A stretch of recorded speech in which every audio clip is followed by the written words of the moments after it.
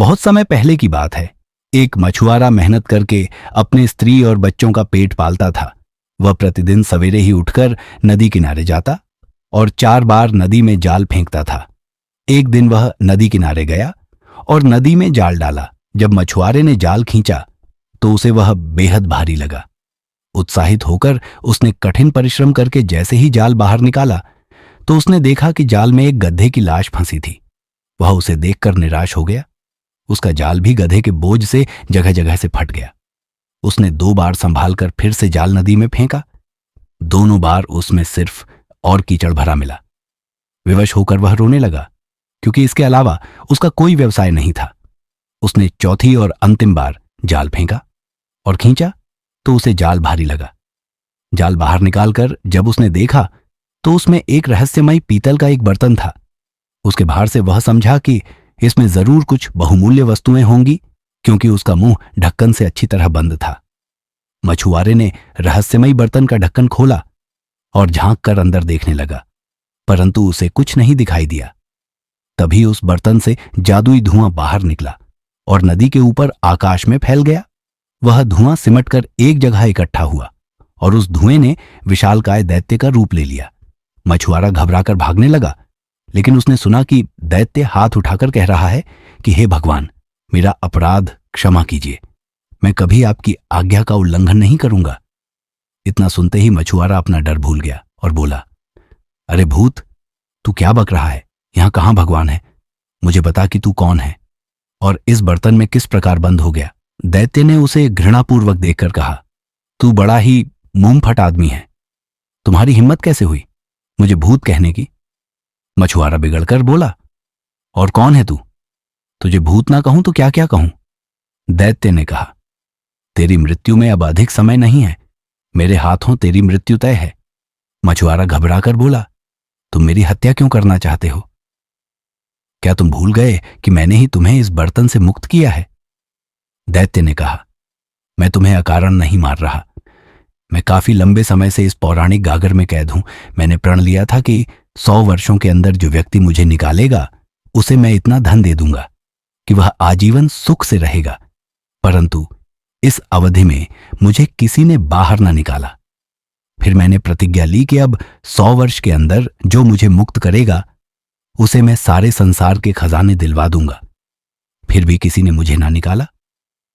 वापस मैंने प्रतिज्ञा ली कि 100 वर्षों की तीसरी अवधि में जो मुझे मुक्त करेगा उसे मैं बहुत बड़ा बादशाह बना दूंगा। जब इस तीसरी अवधि में भी किसी ने मुझे ना निकाला तो मुझे बड़ा क्रोध आया और उसी अवस्था में मैंने प्रण लिया कि जो मुझे अब बाहर निकालेगा मैं उसके प्राण ले लूंगा। हां, उसके साथ इतनी रियायत करूंगा कि वह जिस प्रकार से मरना चाहेगा मैं उसे उसी प्रकार से मारूंगा। अब चूंकि तूने मुझे बाहर निकाला है, इसीलिए अब तू बता कि तुझे किस प्रकार मारूं। मछुआरा भयभीत हुआ और सोचने लगा कि मैं भलाई करके उसके बदले मृत्यु दंड पा रहा हूं। मछुआरे ने अंत में अपनी रक्षा का एक उपाय सोचा। वह दैत्य से बोला, मैं समझ गया कि तुम्हारे हाथ से मेरी जान नहीं बच सकती।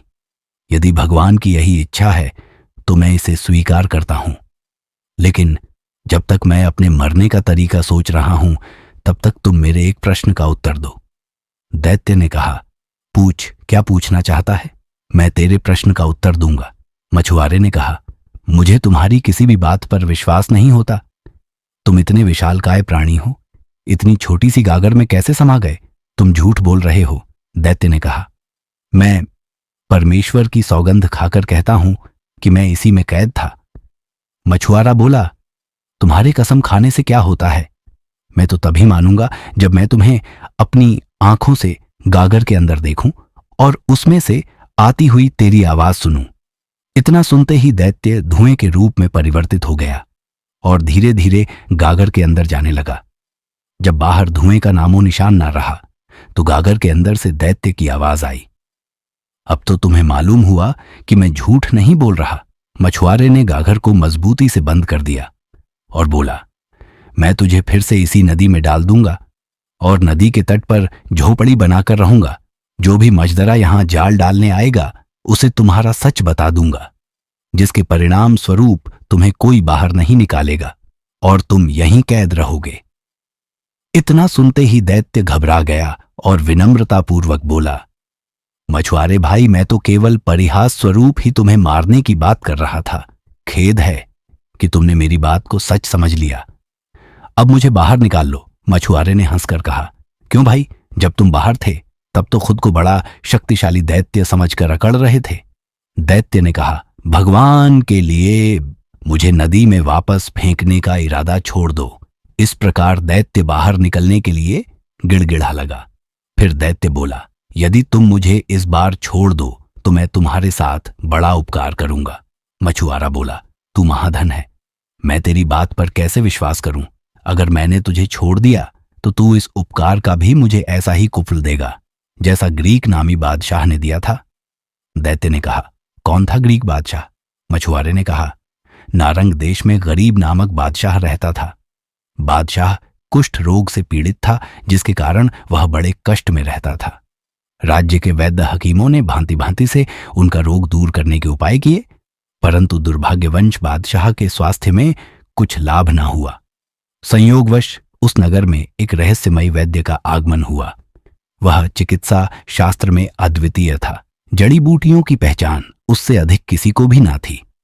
जब उसे मालूम हुआ कि यहां के राजा को ऐसा भयंकर कुष्ठ रोग है, तो वह राजा के महल में जा पहुंचा और उनसे भेंट करने के लिए प्रार्थना करने लगा।